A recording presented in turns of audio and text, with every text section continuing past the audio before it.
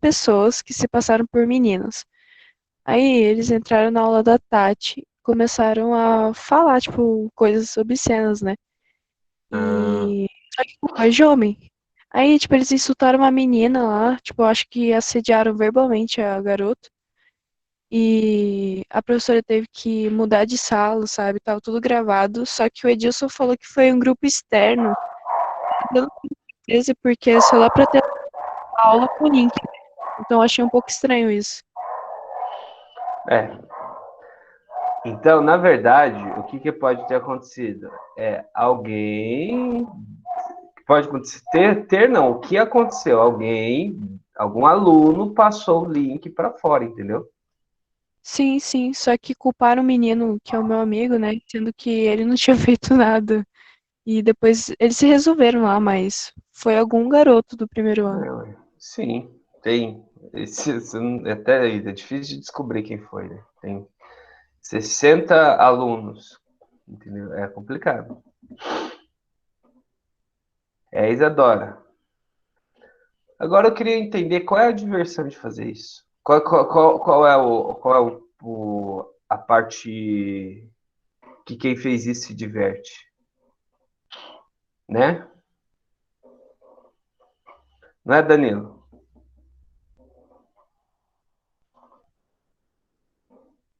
Ainda se fosse um trote assim, que você falava, olha, ele sacaneou, mas eu achei a veia do humor, né? Não tem graça nenhuma. Mas enfim, né, gente? Ah, tem um monte de gente pedindo permissão para entrar aqui, que eu tô negando, negando, negando, negando. Foi uns 8 pessoas já. Deixa eu ver, umas 8 pessoas já que eu neguei aqui. Mas já foi avisado que era pra usar outro e-mail. Eles não estão usando porque não querem. Então, por isso que eu neguei. Não é, Quinzinho? Tem que negar mesmo, né, Quinzinho? Eita. E aí, galerinha, bora lá? É o seguinte, ó. Quinzinho. É, exatamente, Isadora. Fala, fala oi pro pessoal, Quinzinho. Oi, oi, oi, oi. Fala, oi. A cara do cachorro do Plácio, tipo, meu Deus, me tirem daqui. Nada, ele tá pedindo colo aqui, você não tá entendendo. É que ele acha estranho porque eu tô falando sozinho aqui, né? Aí ele fica estranhando. Ele é muito fofo, professor. Ele é um fofinho. Fala, uau! Oh. Vamos pra lá que eu preciso. Ai, meu filho. Calma. Vai lá, Bati. Vai lá encher o saco. Vai. Tchau. Ah, galerinha, ó, seguinte. É ruim, né? Agora você vai ver o que vai acontecer agora. Eu vou começar. Agora não, tá vendo? Na aula do primeiro ano, vou começar a espirrar loucamente aqui. Tô com alergias. Ah, ele tá aí, ó. Tá dormindo ali. Esse aqui é um gato, isso é um tigre branco, rapaz. É um tigre branco. Eu tô usando o quarto dele agora, né? Hoje, aí ele tá aí, né? Tipo assim, pô, que história é essa? Tá usando o meu quarto aqui.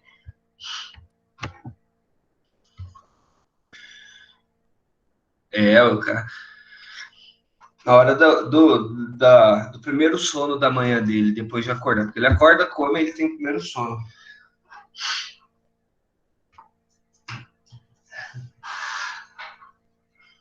Eu tenho 2 cachorros e um gato, Isadora. Tenho 2 cachorros e um gato. Pois é. É que a gente pegou, ninguém quis adotar, e a gente acabou ficando com ele, né? É grande, é grande. Tem mais bicho que gente aqui.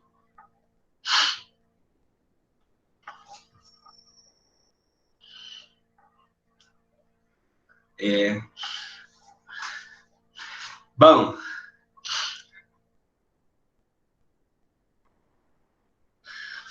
faz parte, né?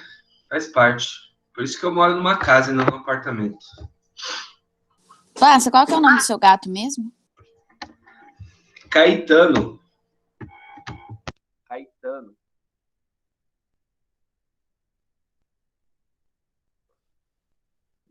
Felipe. Ô, Felipe, tudo bom? Vamos lá?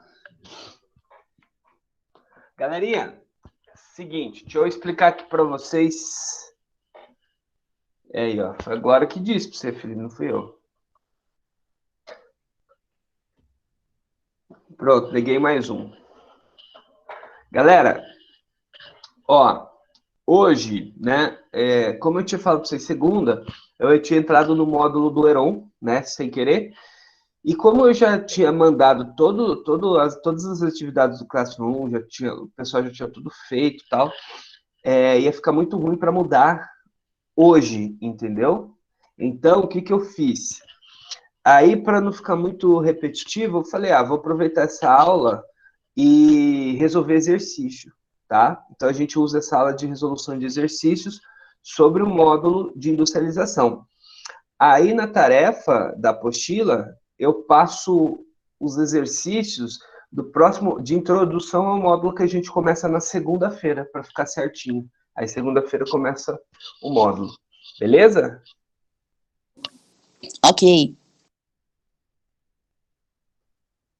A gente está fazendo você parar de se iludir. Por quê, Gabi? Por quê, Polly? É que você Já falei. perguntou, agora perguntou qual é o nome do gato, aí o Felipe colocou o nome dele.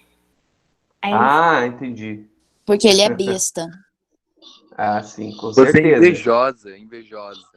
Ô, Felipe, não responde não. Eu te mando a gravação, você abre um processo de cyberbullying, tá? Isso aí é previsto na Constituição já, viu? Só uma dica, tá?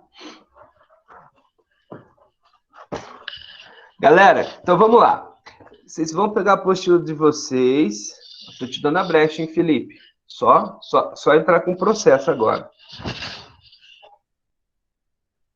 Página 740, tá? Pega ali. Eu selecionei alguns exercícios, obviamente não dá tempo de resolver todos, tá? Selecionei alguns para a gente poder discutir.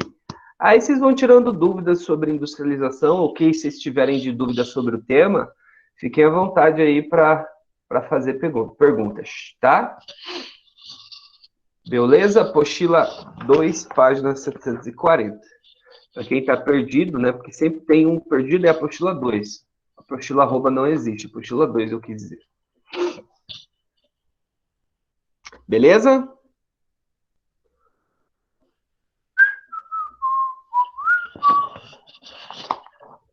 Ops, mentira, é página 739. Começa na 739. Mas é assim, você pega assim e vira a página que dá certo.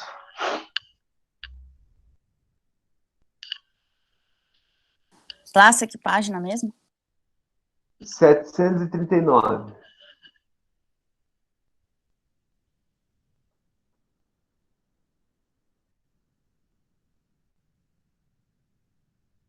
Beleza? Podemos começar? Sim. Pode, professor, pode começar. Então tá bom, obrigado. Akisa. Viu? Não erro mais, viu? Bom, a gente vai começar fazendo os praticando, tá? Ali da página 739, tá? E eu vou começar na ordem ali mesmo, todos os praticandos que eu vou comentar sobre alguns pontos interessantes desse processo econômico brasileiro, que vai ser o gancho para o capítulo que a gente vai trabalhar de comércio, tá? Que é o que eu vou entrar de fato na segunda-feira. Beleza? Então vamos lá, primeira questão, ó. As proposições a seguir tratam da dinâmica espacial da indústria brasileira. Analise-as, escreva verdadeiro ou falso, né? Bom, então vamos lá. O primeiro item, ele trata assim. Inicialmente, o crescimento industrial e os investimentos em infraestrutura concentraram-se no Sudeste. Esse fenômeno reforçou a tendência de concentração espacial da indústria e acentuou as desigualdades regionais. E aí, essa afirmação é verdadeira? E aí, podem falar aí, fiquem à vontade. Eu marquei que é verdadeira. Eu também. Também? Então, beleza, né? Então, uma afirmação correta, tá? Por quê? Vamos lembrar. Todo o processo de produção da indústria no Brasil, ele vem lá da origem do ciclo do café, então por isso que ele é concentrado em São Paulo, né? O processo de desconcentração, a gente marca num primeiro momento na década de 70 e num segundo momento na década de 90. Tá? Na década de 70, no primeiro momento, quando constrói a Zona Franca de Manaus, tá? Quando a gente tem as superintendências de desenvolvimento, e no segundo momento dos anos 90 envolve uma paradinha chamada guerra fiscal, né, que a gente vai comentar depois. Deixa eu até escrever aqui no chat. Beleza? Então a primeira alternativa é verdadeira. A segunda alternativa, ele fala assim, ó: até a década de 60, o Sul e o Nordeste eram regiões industriais periféricas. E no Norte e no Centro-Oeste havia apenas núcleos locais isolados, os chamados enclaves industriais. Falso. Termo, você acha que é falso? Por quê? Eu coloquei verdadeiro. Você colocou verdadeiro? Glória, por que você acha que é falso? Porque o Norte e o Centro-Oeste tinha enclave industrial? Bom, tinha. Eu vou explicar o porquê. O que quer dizer quando você ouve a palavra enclave? Vocês vão ouvir mais vezes na geografia, tá? Enclave, vamos pensar assim de forma simples, como uma área isolada onde acontece alguma coisa, entendeu? Alguma coisa que é diferente do entorno. Então, se eu estou falando que tem um enclave industrial, eu estou te falando que tem pontos que acontecem em indústria, diferente do entorno. Entende a lógica? Na década de 60, em 1960, a gente inaugura Brasília, não inaugura? Então, eu passo a ter ali em Brasília a capital federal, tá?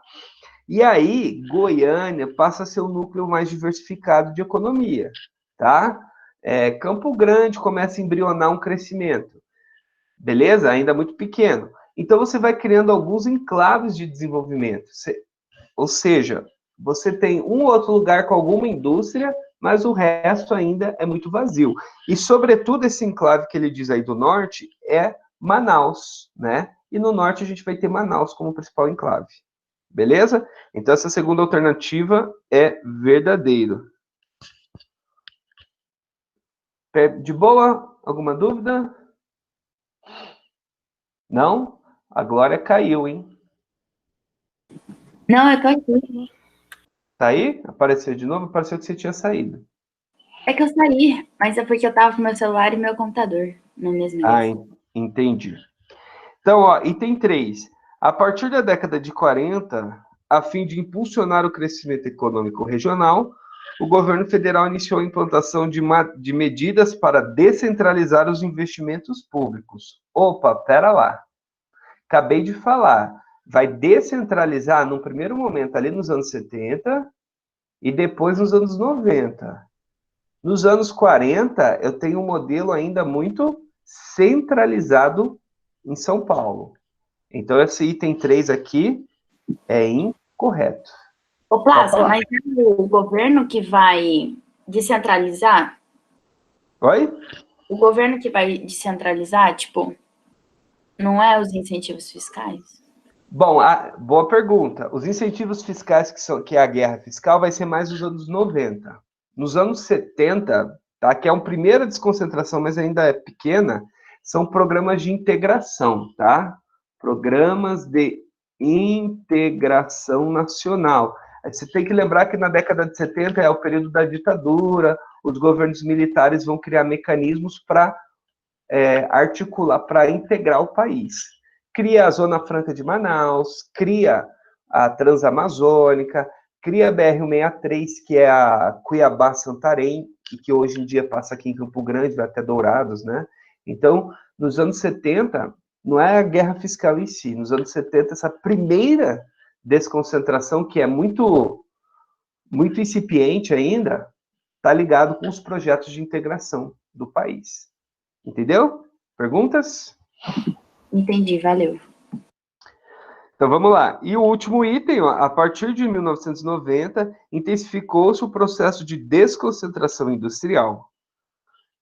Verdade, acabei de falar. Muitas indústrias deixaram áreas tradicionais, instalaram unidades fabris em novos espaços geográficos, na busca de vantagens econômicas, incentivos fiscais, menores custos de produção, mão de obra barata, mercado consumidor significativo e atuação sindical pouco expressiva. Corretíssimo, né? Verdadeiro.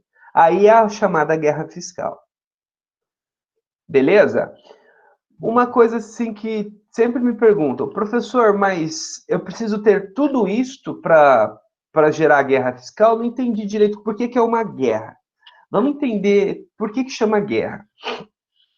Ó, chega a Bahia, a Ford anuncia assim, por exemplo. A Ford quer instalar uma nova fábrica no Brasil, tá? Só que não sabe aonde. Aí, beleza, a Ford anuncia isso. Aí o governo da Bahia fala o seguinte, Ford, venha para a Bahia. Aí a Ford fala, por que eu iria para a Bahia, sendo que quem mais compra carros que eu vou fabricar, que eu vou fazer uma fábrica aqui de carro caro, tá? Vai ser no Sudeste. Por que eu vou montar minha fábrica na Bahia? Aí o governo da Bahia fala, ué, porque a gente vai te dar um terreno, tá? E aqui a mão de obra é mais barata. Aí a Ford fala, beleza. Aí vem o Mato Grosso do Sul e fala o seguinte, por exemplo, não, Ford, abre sua fábrica no Mato Grosso do Sul. A gente te dá o terreno também, a nossa mão de obra é barata igual da Bahia, só que tem uma vantagem, a gente está mais perto do Sudeste. Vai ser mais barato para você poder levar sua produção, os carros montados, para o Sudeste, que é onde vai mais consumir. Aí a Ford fica tentada a ir para o Mato Grosso do Sul. Aí a Bahia dá uma outra proposta, fala, não, Ford, eu te dou tudo que eu ofereci, tá? E ainda por cima, eu garanto para você empréstimos a juros bem mais baixos que o mercado, tá? E também, se você precisar, eu crio uma infraestrutura para você até a porta da fábrica.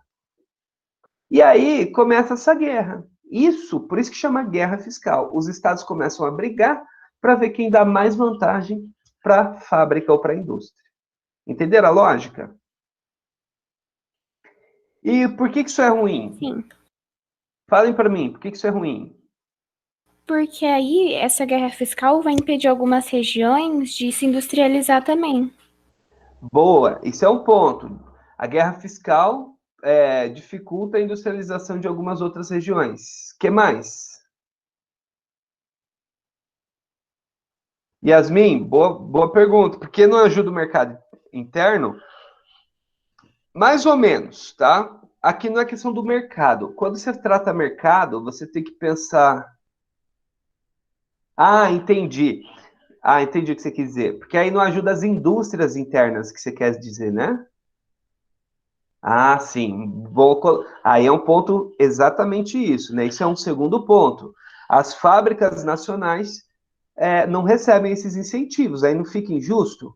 Poxa vida, a empresa, a Ford recebeu um monte de ajuda. Aí a empresa que estava aqui não recebe nenhuma. Então você cria uma injustiça. Outro ponto importante.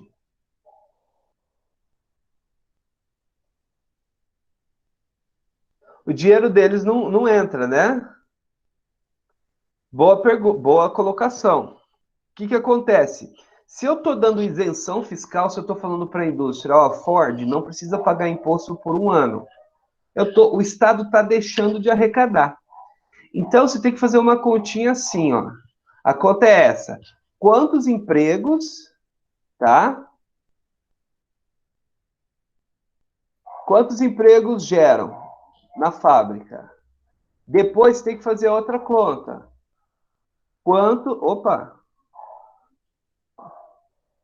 Quanto de incentivos foram dados à indústria? Beleza? Faz uma continha. Vamos dar um exemplo. Vamos supor que gerou 1.000 empregos. E eu deixei de arrecadar R$ 1 milhão, né? Porque eu dei incentivos, então o Estado deixou de arrecadar 1 milhão. Então, cada emprego está valendo, né, R$ 1.000, entendeu? Porque se tem 1.000 empregos, 1.000 vezes 1.000 dá 1 milhão. Então, significa que para cada emprego gerado, o governo está dando 1 milhão, está deixando de receber R$ 1.000 de imposto. Entendeu a lógica? Sim. Só que assim, a conta não é 1.000, né? 1 milhão. No caso da Ford que eu estou falando um fato real com alguns exemplos hipotéticos, né? Mas quando a Ford foi para Camaçari, na Bahia, a gente está falando de bilhão, de bilhões de incentivo, né? E aí a coisa fica feia, porque a hora que você bota na ponta do lápis, você pensa, pô, se o governo pegasse, se fosse todo esse dinheiro que ele deixou de ganhar, né? Se ele investisse isso para gerar emprego, talvez ele geraria mais emprego sem a Ford, entendeu? Então isso é uma polêmica que se cria, né? É muito louco esse lance de guerra fiscal. Se dá tanto benefício que quem ganha fala, pô, a indústria vem para cá. Mas pera lá, ela vem para cá em quais condições, né? Então isso é um problema bem sério que o Brasil passou nos anos 90 e ainda passa hoje, tá? Você vê altas treta, por exemplo, entre o estado de São Paulo e o nosso estado. Hoje está mais calmo, mas tinha uns anos aí que tinha umas treta forte, que a gente comprava produto de São Paulo, aí o nosso estado colocava um imposto maior para entrar aqui. Tinha várias brigas desse tipo entre os estados, né? Era uma guerra mesmo de impostos, de tributos, para tentar para tentar estimular a indústria a vir para uma região ou para outra. Beleza? Então a alternativa correta aí ficou a letra D de jeans, né? Pergunta, gente. Não, Isadora, a gente paga. Na verdade, Isadora, vamos esclarecer uma coisa importante quando fala de imposto. O brasileiro paga muito imposto? Não, não. O que o brasileiro paga é de forma muito injusta, entendeu? Ou seja, a classe média e os pobres pagam muito, muito mesmo, tá? E quem é rico paga pouquíssimo imposto proporcional, entendeu? Aí, Rafaela, o desvio da verba aí já é um outro problema, né? Um outro problema que a gente tem. Mas daí eu não vou entrar no mérito, que aí é outra. Mas a questão tributária, também não vou entrar muito no mérito, mas só para vocês entenderem, tá? Que é uma condição que as pessoas criam. Isso, Yasmin. A gente tem que olhar o imposto proporcional à renda, entendeu? Quer ver, por exemplo, quando eu compro essa xícara aqui, ó, eu paguei o mesmo imposto que se o Silvio Santos tivesse comprado essa xícara, entendeu? Porque o imposto está sobre a xícara, tá? E quando a gente pega imposto sobre a renda, entendeu? Quem é rico tem mais mecanismos de proteger a renda dele de pagar imposto. Eu não, minha renda é do salário. Então, meu imposto de renda vem direto na fonte. Então, eu declaro meu salário e eu já fica lá o imposto, entendeu? Agora, quem ganha dinheiro de outras formas e ganha muito dinheiro com investimento em bolsa, lucros e dividendos, um monte de jeito de ganhar, essas pessoas conseguem manipular os lucros e proteger de pagar muito imposto. Entende? Então é muito injusto esse processo no Brasil, muito injusto mesmo. E aí por isso que indigna, né? Porque quando você olha a classe média fica enfurecida porque ela acha que o brasileiro todo paga muito imposto. Tá? E o pobre, ele paga imposto indireto, então ele não está vendo, mas ele está pagando, entendeu? Então essa injustiça é que acaba sendo indignante. Sim, Rafaela, os mais ricos pagam proporcionalmente menos imposto, tá? Isso é um fato, beleza? Agora, o brasileiro paga pouco, paga muito imposto de forma geral? Não, se você botar na ponta do lápis a proporção que a gente paga de imposto sobre o PIB, você vai ver que não é tão alto assim. A maioria dos países europeus pagam mais impostos que a gente. Porém, lá, esse imposto é devolvido de forma mais transparente e melhor. E aí é outro ponto, né? Isabela, perdão, Isadora, você está falando eles, quando eu comparo com os europeus ou eles mais ricos do Brasil? Tipo assim, a classe alta, o imposto que eles pagam acaba ficando desproporcional porque o salário deles é bem. Não é, porque eles ganham bem mais que a classe média e pobre, não? E por Sim, isso que fica essa desproporcional. isso também, Isadora, que quando você fala salário, você está falando de trabalhador, entendeu? A gente está falando de gente que não tem salário, ele tem rendas diversas. Por isso que é complicado, entendeu? Por isso que eu não quero entrar muito no mérito. É complicado. Geralmente, quem é muito rico, ele não tem salário, entendeu? Ele ganha dinheiro por investimentos. Entende a diferença? Entendeu? E outra coisa, eu vou dar um exemplo para ficar mais simples, para você entender. Ó, vamos supor que eu tenho, minha família seja eu, minha esposa e um filho, 3 pessoas. Aí eu ganho 3 mil reais de renda familiar. Minha família tem 3 mil reais de renda familiar. Uma família de 3 pessoas com 3 mil reais de renda familiar mensal, dificilmente vai sobrar dinheiro no final do mês.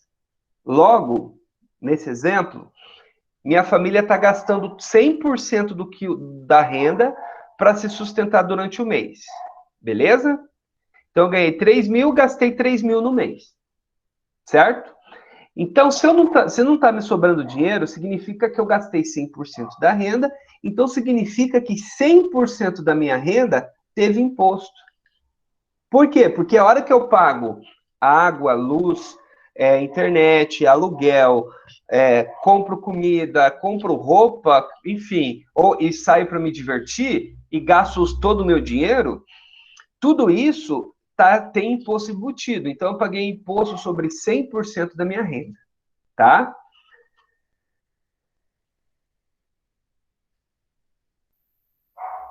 Rafael, exatamente.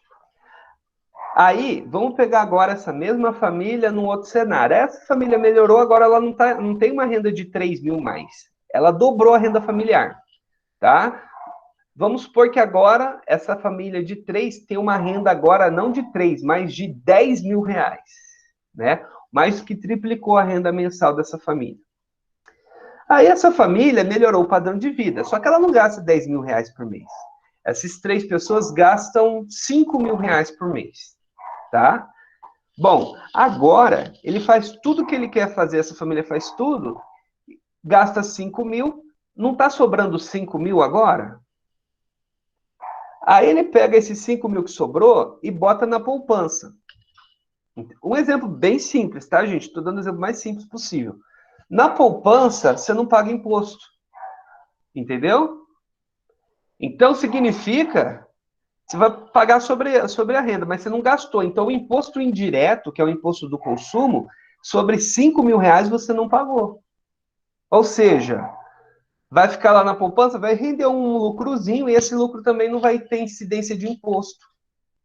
Ou seja, você entende que eu protegi uma parte da minha renda? Então, eu não estou pagando imposto de consumo sobre 100% da renda.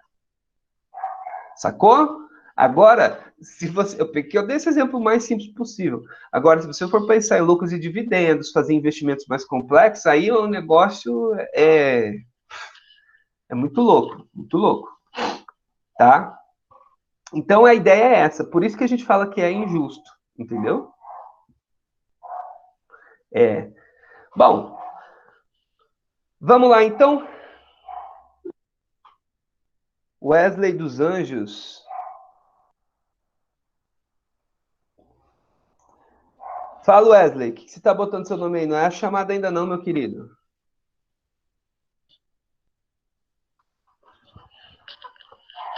Bom, quando for a chamada eu aviso. Fica tranquilo aí, Wesley. Põe depois. Se botar agora eu não vou copiar, porque eu vou copiar de uma vez só. Respeita o tempo. Vamos lá. Questão 2. Essa questão 2 aqui é uma questão mais técnica. Ó, o processo de industrialização do país teve início pela região sudeste. Tá? Sobre os motivos que explicam essa origem, é correto afirmar que... Aí na letra A ele traz para você Na região sudeste, acumulou-se o capital necessário à diversificação da atividade econômica.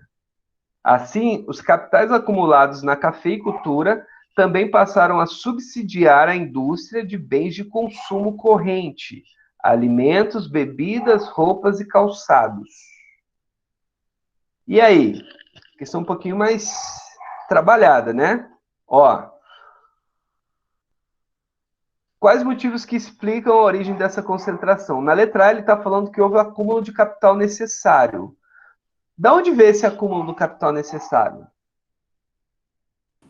Do café. Do café.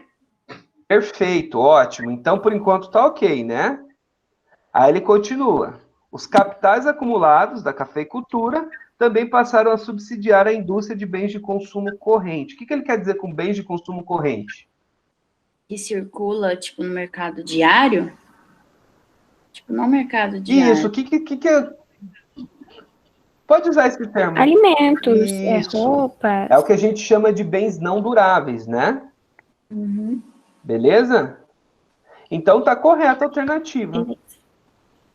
Você não vai nem ler as outras? Fala. Vou ler sim. Ah, tá. Então, na letra A, a gente já identificou que ela é uma alternativa correta. Beleza? Ele escreveu de uma forma mais interessante, mais elaborada, mas tá tudo ok. Tá? Vamos ver o que tem de errado aí na B, na C, na D e na E. Na B, ele fala assim, ó, na região sudeste, teve a presença de um empresariado inovador e moderno, que não mediu esforços no sentido de criar e financiar infraestrutura rodoviária. Opa, pera lá. Quem que cria infraestrutura rodoviária, ferroviária? Foi Getúlio, foi? já Ou não? JK. Foi começa no Getúlio, mas o cara das ruas, do rodoviarismo, então, é JK. foi JK. Então, aqui ele está falando que foi um empresariado nacional. Então, tá errado? Não foi um empresariado nacional, foi o Estado brasileiro que criou a infraestrutura. Entendeu? Sacaram aí onde... Entendi. Não foi Pode falar. rodoviário, né? Foi tipo ferroviário. Naquela época nem tinha tanta rodovia, né? Na verdade, o cara que vai ser o cara de ampliar a rodovia é JK. Depois os governos militares vão fazer isso também. Entendeu? Foi porque a Ford veio pra cá, não foi? Sim, lembra que o JK ele tinha uma ideia de internacionalizar o consumo aqui no Brasil, né? Então ele começa a abrir o espaço para a vinda de empresas estrangeiras, sobretudo dos Estados Unidos. Então ele cria infraestrutura para poder vender carro. Então, para vender carro tem que ter rua, entendeu? Para vender caminhão tem que ter estrada. Então a lógica era essa, entendeu? Entendi. E aí os militares vão seguir a mesma lógica do JK nesse sentido, tá? Não vai mudar a lógica. Então... Prof, isso não foi uma boa tática, né? Na época, é que você tem que ver o que é bom, depende do contexto, tá? Vamos ser bem franco aqui. Eu estou falando dos anos 50 e anos 60, certo? No caso, já atacar mais final dos 50. O que eu tinha no mundo nos anos 50? Os Estados Unidos estava tendo influência mundial, todo mundo estava se desenvolvendo e o Brasil aqui ainda. Então, eu tenho uma Guerra Fria, não tenho? Tem. Eu sou um país latino no contexto de Guerra Fria. Os Estados Unidos, nesse final dos anos 50 e começo dos anos 60, ele estava recrudescendo o discurso polarizador. Tá? Ou seja, internamente, ele estava caçando, perseguindo pessoas que não concordavam com a ideia, qualquer pessoa que se dizia, que supostamente acreditasse, não precisa nem ter prova, você podia ter uma convicção que a pessoa poderia gostar de comunismo, as pessoas eram perseguidas. Era um contexto muito, muito duro nesse sentido, né? De autoritarismo. A União Soviética não era muito diferente disso, não, tá? Então, tinha uma União Soviética também muito dura e os Estados Unidos muito duro. E nós, na condição de latinos, tá? Nós, historicamente, éramos influenciados por interferência americana. Se naquele tempo, tá?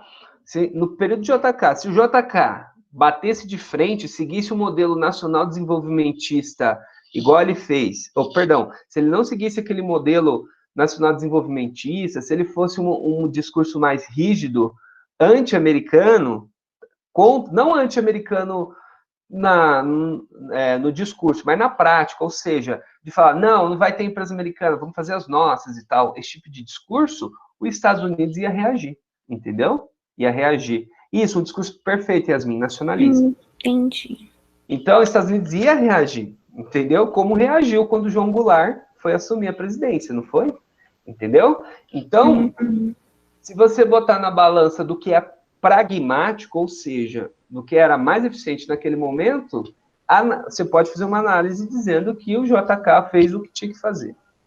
Porém, você pode fazer uma análise mais nacionalista, como a Yasmin falou. E numa análise nacionalista, você vai falar que não foi bom. Então, tudo depende da forma que se analisa. Entendeu? Entendi. Mas o que ninguém nega é que foi importante, entendeu? Mudou muita coisa. De fato. Vamos lá. Na questão C, ele fala que o governo brasileiro se comportou como um empresário, financiou toda a infraestrutura necessária ao processo de indústria, mas isso não poderia ter sido feito sem que a economia da cana-de-açúcar, ainda no século, vixe Maria, 17, tivesse gerado os capitais necessários. Claro que não, né? O capital veio do café, né? Século XIX, né? Tá vendo? Lembrando que século XVII foi o último ciclo do açúcar e depois disso o Nordeste entrou em decadência econômica, né? Então não pode ser. Região Sudeste foi a primeira do país a abolir o trabalho escravo. Não. Trabalho escravo, a abolição do trabalho escravo, ela foi federal, né? Não foi uma região primeiro, depois outra. Não foi igual nos Estados Unidos, né? E na letra E ele fala, ó, o Sudeste contou com o apoio da cultura imigrante para formar a sua industrialização. Até aí de boa. Italianos, japoneses, libaneses, entre outros, financiaram... Não. Eles não financiaram nada. Qual foi o papel dos imigrantes na industrialização lá? Mão de obra barata. Mão de obra barata. Galerinha, então é isso aí, tá? Agora podem botar o nome, por favor, aí na chamada. Eu vou botar lá no grupo do WhatsApp a tarefa, tá bom? Que é a tarefa da apostila. Certo? Tchau para vocês e até até segunda. Aí segunda vai ser o capítulo de comércio.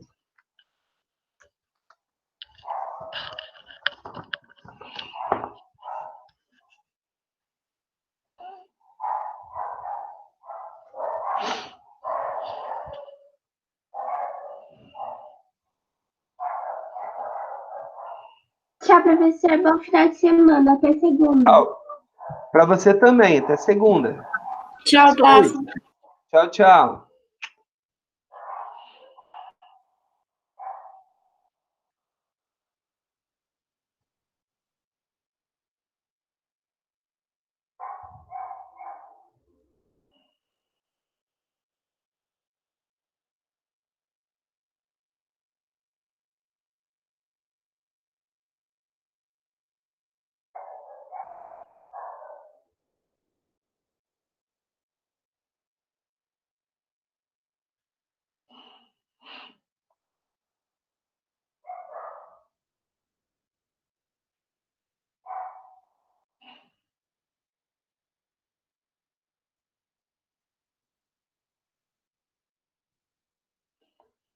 Vocês que estão aí já colocaram o nome na chamada? Posso parar de gravar?